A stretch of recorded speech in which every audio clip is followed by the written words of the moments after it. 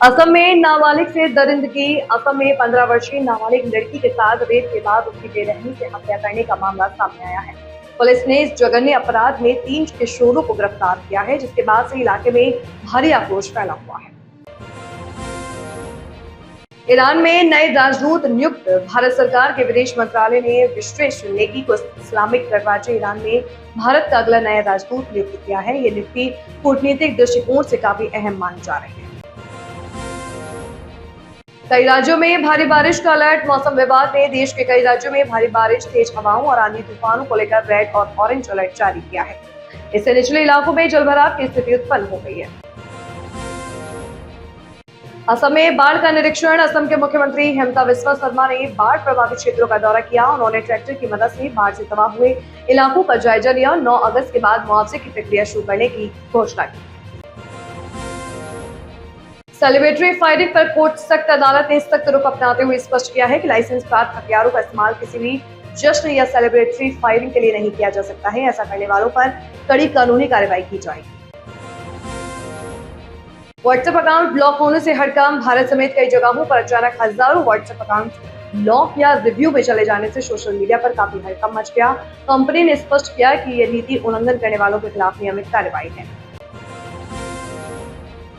तेल की कीमतों में उतार चढ़ाव। कच्चे तेल की कीमतों में नरमी देखने को मिली है। अमेरिका द्वारा ईरान से जुड़े तनाव और बयानों के बाद ब्रेंट क्रूड ऑयल लगभग $84 प्रति बैरल के आसपास पर कारोबार कर रहा है। तमिलनाडु नीट काउंसलिंग नियम। तमिलनाडु सरकार ने स्पष्ट किया है कि राज्य में नीट यूजी काउंसलिंग 2026 मौजूदा प्रवेश नियमों और नीतियों के तहत ही कराई जाएगी, जिससे एडमिशन के नियमों को कोई बदलाव नहीं हुआ है। उत्तर प्रदेश पुलिस परीक्षा का तनाव। उत्तर प्रदेश में पुलिस भर्ती परीक्षा पास न कर पाने के कारण तनाव में आई 25 वर्षीय एक युवती ने अपने किराए के कमरे में कथित तौर पर फांसी लगाकर आत्महत्या कर ली। खाद्य नियामक का डाबर को निर्देश। खाद्य सुरक्षा नियामक ने डाबर को अपने शहद और नारियल तेल के उत्पादों पर 100% का टैग या दावाना इस्तेमाल करने का निर्देश दिया है, जिसे लेकर कंपनी को नए दिशा निर्देशों का पालन करना होगा। प्रियंका खरगे के बयान पर विवाद। कर्नाटक सरकार के मंत्री प्रियंका खरगे के एक बयान को लेकर नया राजनीतिक विवाद खड़ा हो गया है। परीक्षा केंद्र पर हंगामे के दौरान उनके एक बयान ने विपक्षी दलों को सरकार पर हमला बोलने का मौका दे दिया है। बेटी बचाने का सनसनीखेज मामला। एक मां के द्वारा अपनी ही बेटी को 1.5 लाख रुपए में बेचने और केवल 80,000 मिलने पर झूठी अपहरण की शिकायत दर्ज कराने का मामला सामने आया है। पुलिस ने पूछताछ के बाद इस पूरी साजिश का पर्दाफाश किया। साइबर सुरक्षा और डेटा लीक रिपोर्ट पर IBM की एक नई रिपोर्ट के मुताबिक भारत में डेटा उल्लंघन की औसत लागत में 16% की वृद्धि दर्ज की गई है, जो बढ़कर लगभग 25 करोड़ 5 लाख रुपए हो गई है। संसद का मानसून सत्र और एनडीए बैठक। संसद के मानसून सत्र के दौरान रणनीतिक तालमेल और चर्चा को बढ़ावा देने के लिए एनडीए की मंगल मिलन बैठक आयोजित की गई, जिसमें प्रधानमंत्री नरेंद्र मोदी के भी शामिल होने की संभावना है। अंतरिक्ष से दिखा दिल के आकार का ताल। अंतरिक्ष यात्री ने अंतरिक्ष से एक खूबसूरत दिल के आकार की झील की तस्वीर साझा की है। इस अनोखी तस्वीर ने सोशल मीडिया यूजर्स का ध्यान खींचा और खूब सुर्खियां बटोरी। आरबीआई की नई मौद्रिक नीति। भारतीय रिजर्व बैंक की आगामी मौद्रिक नीति समीक्षा बैठक से पहले होम लोन और अन्य कर्जों की ब्याज दरों को स्थिर रखने की उम्मीद जताई जा रही है।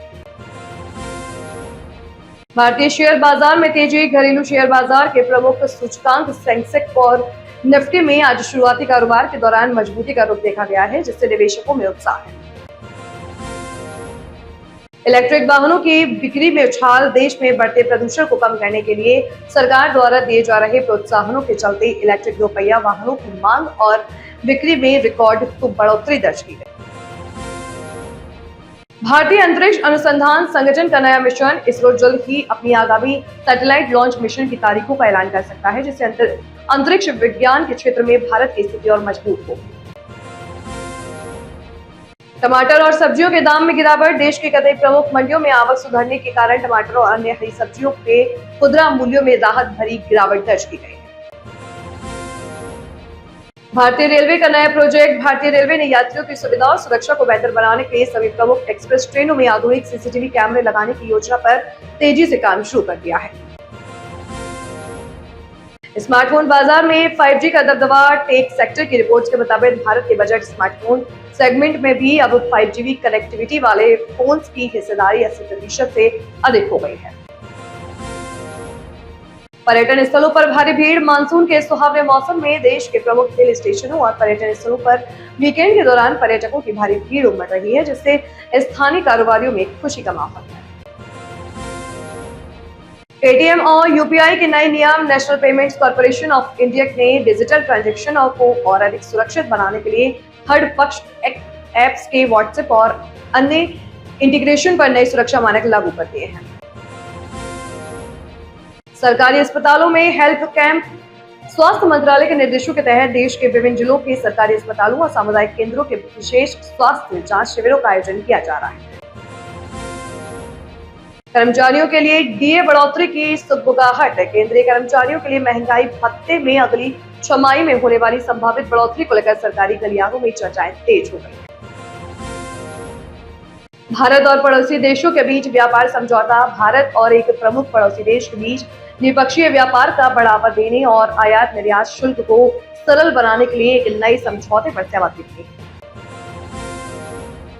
युवा स्टार्टअप्स के लिए नई फंडिंग स्कीम। केंद्र सरकार ने देश के टियर 2 और टियर 3 शहरों के युवा उद्यमियों और स्टार्टअप्स के लिए करोड़ों रुपए की नई सीड फंडिंग योजना शुरू करने का प्रस्ताव रखा।